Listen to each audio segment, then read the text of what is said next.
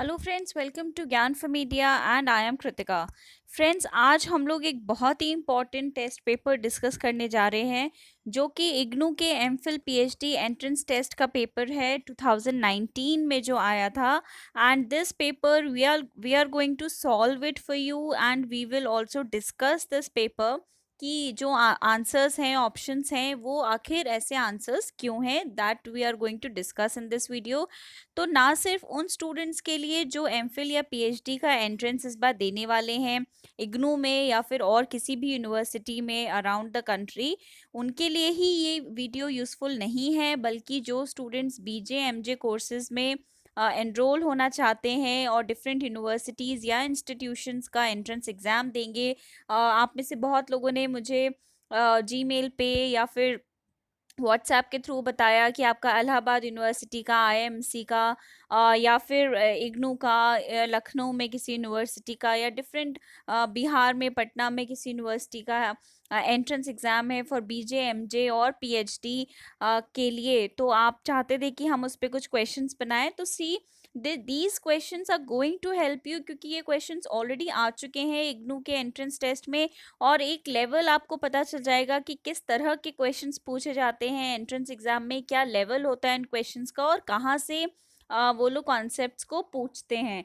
तो this video will be very helpful for all those who want to take admission in any of the courses for mass communication. तो इस video को आप लोग last तक देखिएगा। हम इसे डिस्कस भी करेंगे और आपको पता चलेगा कि हर आंसर की, हर क्वेश्चन की क्या एक्सप्लेनेशन है। तो इस वीडियो को जल्दी से आप लोग लाइक कर दीजिए।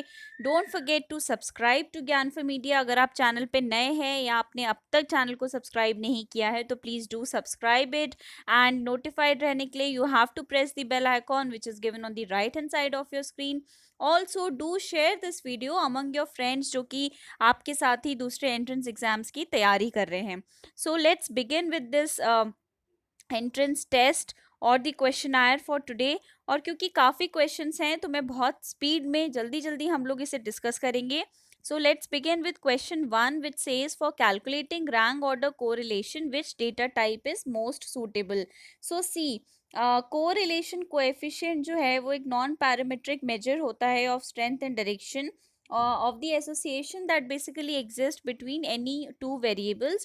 तो यहाँ पे करेक्ट आंसर हो जाएगा option two which is ordinal. Now question number two says R is R जो है एक एसपीएसएस, आप लोगों ने सुना होगा, बहुत कॉमन हो गया है आजकल एसपीएसएस का, सभी लोग यूज़ कर रहे हैं। इट इज़ ये प्लेटफॉर्म फॉर स्टैटिस्टिकल एनालिसिस। जब रिसर्च करते हैं उसके बाद डेटा को एनालाइज करने के लिए हम एक प्लेटफॉर्म या किसी टूल्स का यूज़ करते हैं, दैट इज़ एसपीएसएस। और उसी की तरह आर भी एक सॉफ्टवेयर है। तो यहाँ पे करेक्ट आंसर हो जाएगा data analysis software. So R is a data analysis software and option two is the correct answer. Question three says digital divide is in context of, और आपको यहाँ पे चार ऑप्शंस दिए गए हैं। जब डिजिटल डिवाइड की बात करते हैं तो basically it is a term that refers to the gap between demographics and regions that have access to modern information and communication, and those who do not have access to the information communication। तो digital divide किस context में होता है? Information haves and information have nots में। So option one is the correct option here. Now question number four asks कि data derived from reliable measurements or observation is known as, हम empirical data उसको बोलते हैं, क्योंकि empirical data means primary sources से जब हम data collect करते हैं तो वो obviously reliable होता है। तो जब रिलायबल मेजरमेंट्स और ऑब्जर्वेशन की बात हो रही है तो करेक्ट आंसर यहाँ पे ऑप्शन टू एम्पेरिकल डेटा हो जाएगा।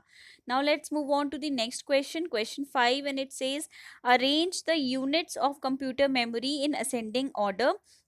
अगर आपके सिलेबस में बेसिक्स ऑफ कंप्यूटर्स है तो ये क्वेश्चन वहाँ पे पूछा जा सकता है, लेकिन क्योंकि आजकल हम लोग सभी पेन ड्राइव्स और hard drives, external hard drive से इतने फेमिलियर हैं कि we know that what order it should be. तो यहाँ पे आपके चार मेजरमेंट्स हैं और आपको उसे करेक्ट ऑर्डर में अरेंज करना है। So option three will be correct order here. सबसे पहले आएगा किलोबाइट, उसके बाद आएगा मेगाबाइट, उसके बाद आएगा गीगाबाइट और फिर आएगा टेराबाइट। आपको असेंडिंग ऑर्डर में इसको अरेंज करना था। So option 3 is the correct option here. Now question 6 से sustainable development goal number 4 deals with, आपको 4 यहाँ पे ऑप्शंस दिए गए हैं, poverty, gender, education and equality. तो सबसे पहले समझना होगा कि आखिर सस्टेनेबल डेवलपमेंट गोल्स हैं क्या। So basically these are collection of 17 goals जो कि यूनाइटेड नेशंस जनरल असेंबली ने 2015 में 2030 के लिए सेट किए थे। इसमें नंबर फर्स्ट गोल जो था वो नो पॉवर्टी था, goal 2 was zero hunger, goal 3 was good health and goal 4 was quality education. So यहाँ पे गोल 4 के बारे में पूछा गया है। So the correct option will be option 3, education. Now quickly move on to question 7. It says dash refers to use of digital tools to achieve social and political change. तो इसका करेक्ट आंसर यहाँ पे हो जाएगा media activism.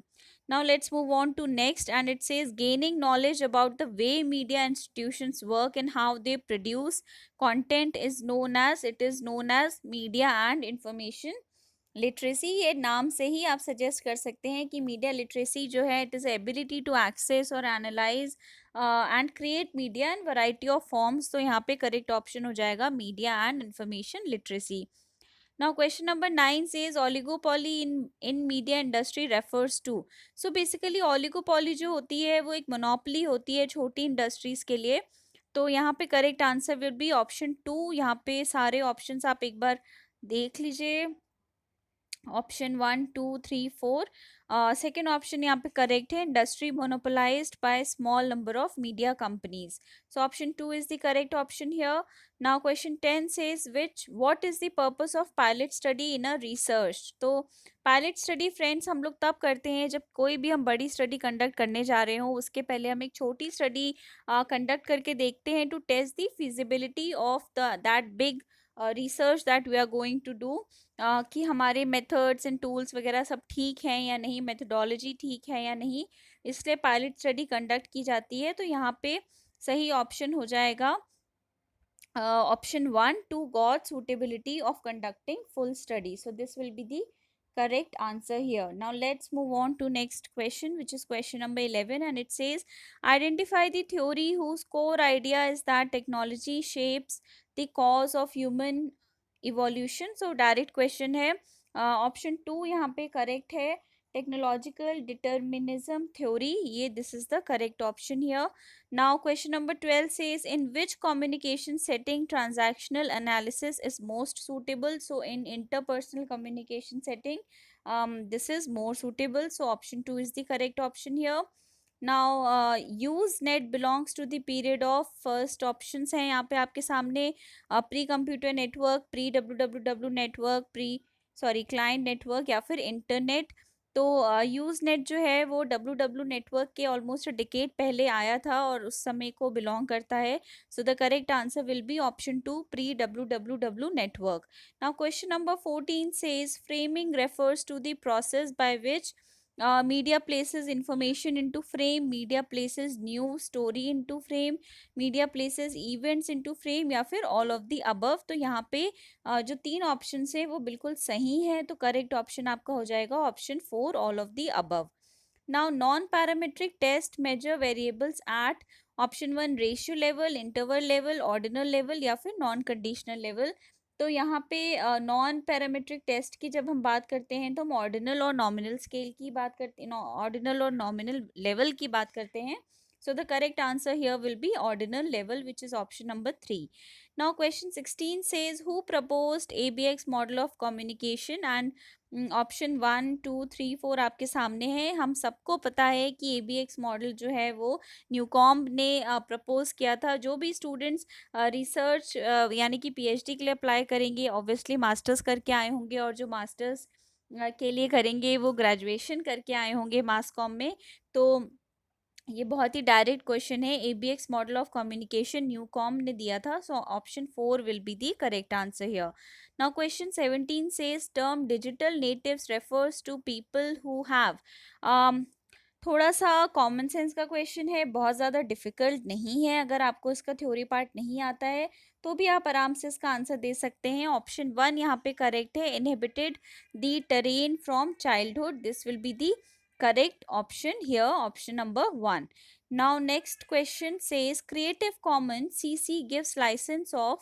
Options given to you are complete freedom for share, use and build, complete freedom for share, use and build with attribution, complete freedom for share, use and build for non-commercial, या फिर complete freedom for share, use and build only under share alike. तो थोड़े से tricky options हैं, tricky question है ये, and question का answer है option 2, complete freedom for share, use and build with attribution. Now question number 19 says in information society the information has become the central and most significant. इसका answer है commodity. इसका answer commodity क्यों है वो मैं आपको बता देती हूँ कि इंफॉर्मेशन सोसाइटी जो होती है वो यूजली एक टर्म है जो कि हम यूज़ करते हैं ऐसी सोसाइटी के लिए जहाँ पे क्रिएशन डिस्ट्रीब्यूशन होता है, और जो एक इकोनॉमिस्ट थे फ्रिट्स मैकलप, उन्होंने कहा था he developed the concept for information society, और उन्होंने अपने कॉन्सेप्ट में बोला है कि इंफॉर्मेशन सोसाइटी में information has become the central and most significant commodity. तो ये क्वेश्चन वहाँ से लिया गया है. So option 3 is the correct answer here. A hypothesis that suggests that changes in one variable cause changes in another is referred to. 4 options आपको यहाँ पे दिए गए हैं. कॉजल हाइपोथेसिस होती है जो कि सजेस्ट करती है कि अगर एक वेरिएबल में चेंज होगा तो दूसरे वेरिएबल में भी चेंज होगा. बहुत ही इंपॉर्टेंट क्वेश्चन है ये. जो लोग पीएचडी का एंट्रेंस देने वाले हैं प्लीज़ प्लीज़ रिसर्च मेथडोलॉजी पे फोकस करिएगा, अच्छे से पढ़िएगा. अगर आपने अब तक कुछ नहीं पढ़ा है अपने एग्ज़ाम के लिए तो एटलीस्ट आपके पास जितना भी टाइम बचा है आपके एग्ज़ाम को, आप उसमें रिसर्च मेथडोलॉजी तो पढ़ ही लीजिएगा, क्योंकि उससे तो ऑब्वियस सी बात है कि क्वेश्चंस आएंगे ही, क्योंकि आप रिसर्च करने जा रहे हैं. सो एग्जामिनर ये एक्सपेक्ट करेंगे कि आपको रिसर्च मेथडोलॉजी के बारे में कुछ पता हो. So this is a small tip from my side. Now, the question 21 says, who introduced noise in communication model? Again, a quite easy and direct question. जितने लोगों ने मॉडल्स पढ़े हैं, बहुत ही बेसिक मॉडल है, बेसिक क्वेश्चन है ये. Shannon and Weaver correct answer है इस क्वेश्चन का, जिन्होंने की नॉइस को इंट्रोड्यूस किया था अपने मॉडल में. Now let's quickly move to question 22 and it says through data triangulation method a researcher can enhance his. 4 options हैं आपके सामने. जब हम डेटा ट्रायंगुलेशन मेथड की बात करते हैं तो मल्टीपल मेथड्स, हम वहाँ पे 3 मेथड्स यूज़ कर रहे हैं, तो हम इसीलिए यूज़ कर रहे हैं ताकि हम अपनी रिसर्च को ज़्यादा वैलिडेट कर पाएँ. So the right answer here will be option 2, validity. Now, question 23 says a construct is a combination of variables. Quite a direct question. So option 1 is the right answer here. Now question 24 देख लेते हैं क्या कहता है. Preconceived beliefs about the characteristics of a group are referred to as. Options given are prejudice, stereotype, racism, hegemony. Racism तो नहीं होगा, hegemony नहीं होगा. प्रिजुडिस और स्टीरियोटाइप में कोई थोड़ा बहुत कंफ्यूज हो सकता है, लेकिन if you use little bit of your common sense आप इसका सही जवाब पा लेंगे, भले ही आपने बहुत ज़्यादा थ्योरी ना पढ़ी हो. And the correct answer here is option 2, stereotype. So preconceived beliefs about the characteristics of a group are referred to as stereotype. So 2 is the correct option here. तो ये थे हमारे 24 क्वेश्चंस जो कि last year IGNOU के entrance exam में पूछे गए थे. पीएचडी एमफिल के एंट्रेंस एग्जाम में क्वेश्चंस कुछ और भी थे जो पूछे गए थे, लेकिन वो क्योंकि डेटा बेस्ड थे, सीरीज नंबर सीरीज रिलेटेड थे, तो I have not included those questions here. वो आप लोग अलग से पढ़ सकते हैं. और जो भी स्टूडेंट्स इस समय बीजे, एमजे, पीएचडी, एमफिल एंट्रेंस की तैयारी कर रहे हैं, please go through these questions very carefully. सारे ऑप्शंस को ध्यान से पढ़िएगा और वीडियो को लाइक ज़रूर करिएगा and do subscribe to Gyan for media. इसी तरह हम वीडियोस अपलोड करते रहते हैं, करते भी रहेंगे, आगे भी करते रहेंगे. और आपके एग्ज़ाम से रिलेटेड अपडेट्स भी we keep putting on our channel. So to remain notified about those notifications you have to press the bell icon which is given on the right hand side of your screen. So please do press that bell icon.